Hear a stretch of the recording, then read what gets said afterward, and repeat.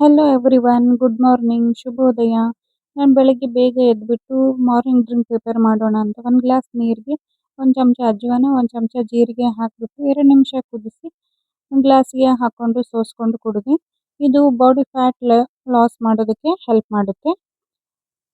ನಿಮ್ಗೆ ಯಾರಿಗಾದ್ರೂ ಕೊಲೆಸ್ಟ್ರಾಲ್ ಕಡಿಮೆ ಆಗಬೇಕು ಅಂದರೆ ಈ ಥರ ಡ್ರಿಂಕ್ ಮಾಡ್ಕೊಂಡು ಕುಡೀರಿ, ತುಂಬಾನೇ ಹೆಲ್ಪ್ಫುಲ್ ಇದೆ. ಮತ್ತೆ ನಾನು ಬ್ರೇಕ್ಫಾಸ್ಟ್ಗೆ ಅಂತ ಹಿಟ್ಟಿನ ದೋಸೆ, ಆಲೂಗಡ್ಡೆ ಪಲ್ಯ ಮತ್ತು ಚಟ್ನಿ ಮಾಡ್ತಾ ಇದ್ದೀನಿ. ಆಲೂಗಡ್ಡೆನ ಚೆನ್ನಾಗಿ ತೊಳೆದು ಕಟ್ ಮಾಡಿ ಕುಕ್ಕರಲ್ಲಿ 2-3 ವಿಸಿಲ್ ಬೆನ್ಸ್ಕೊಂಡೆ. ಮತ್ತು ಒಂದು ಬೌಲ್ಗೆ ಸ್ವಲ್ಪ ಬಟಾಣಿ ಹಾಕ್ಬಿಟ್ಟು ನೀರಲ್ಲಿ ಸ್ವಲ್ಪ ಕುದಿಸಿದೆ. ಒಂದು ಪಾತ್ರೆಗೆ ಈರುಳ್ಳಿ, ಮೆಣಸಿನ್ಕಾಯಿ, ಬೆಳ್ಳುಳ್ಳಿ ಮತ್ತು ಒಂದು ಚಮಚ ಜೀರಿಗೆ ಹಾಕಿಬಿಟ್ಟು ಎಣ್ಣೆ ಹಾಕಿ 1-2 ನಿಮಿಷ ಬೆನ್ಸ್ಕೊಂಡು ಸೈಡ್ ಎತ್ತಿಟ್ಕೋಬೇಕು. ಮತ್ತೆ ಒಂದು ಪಾತ್ರೆಗೆ 2-3 ಚಮಚ ಎಣ್ಣೆ ಹಾಕಿ ಜೀರಿಗೆ, ಸಾಸಿವೆ, ಕರಿಬೇವು ಹಾಕಿ ಈರುಳ್ಳಿ, ಮೆಣಸಿನ್ಕಾಯಿ ಹಾಕ್ಬಿಟ್ಟು ಎಣ್ಣೆಲಿ ಸ್ವಲ್ಪ ಕುದಿಯೋಗ್ಬಿಟ್ಟೆ. ಒಂದು ಚಮಚ ಅರಿಶಿನ, ಒಂದು ಚಮಚ ಕೊರಿಯಾಂಡರ್ ಪೌಡರ್ ಹಾಕಿ ಬೇಯಿಸಿರೋ ಆಲೂಗಡ್ಡೆನ ಹಾಕಿ ಚೆನ್ನಾಗಿ ಮಿಕ್ಸ್ ಮಾಡಿಕೊಂಡೆ. ಮತ್ತು ಬೆನ್ಸಿರೋ ಬಟಾಣಿನ ಕೂಡ ಹಾಕಿ ಚೆನ್ನಾಗಿ ಮಿಕ್ಸ್ ಮಾಡಿಕೊಂಡೆ.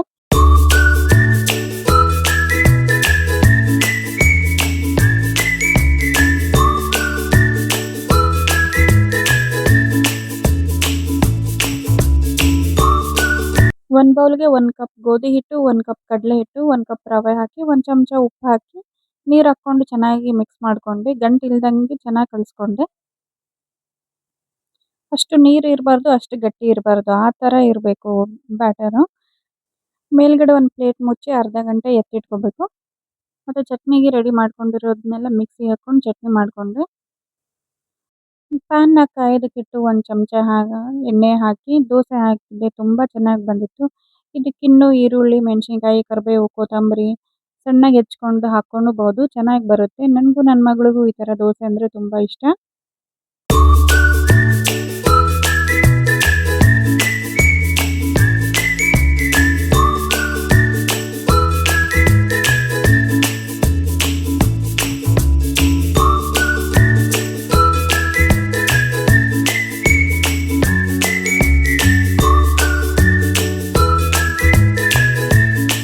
ನಾನು ಅಡುಗೆ ಮಾಡುವಷ್ಟರಲ್ಲಿ ನನ್ನ ಮಗಳು ಎದ್ಬಿಟ್ಳು.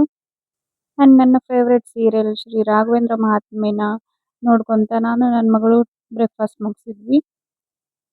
ಸೊ ಇದು ನನ್ನ ಮಿನಿ ವ್ಲಾಗ್.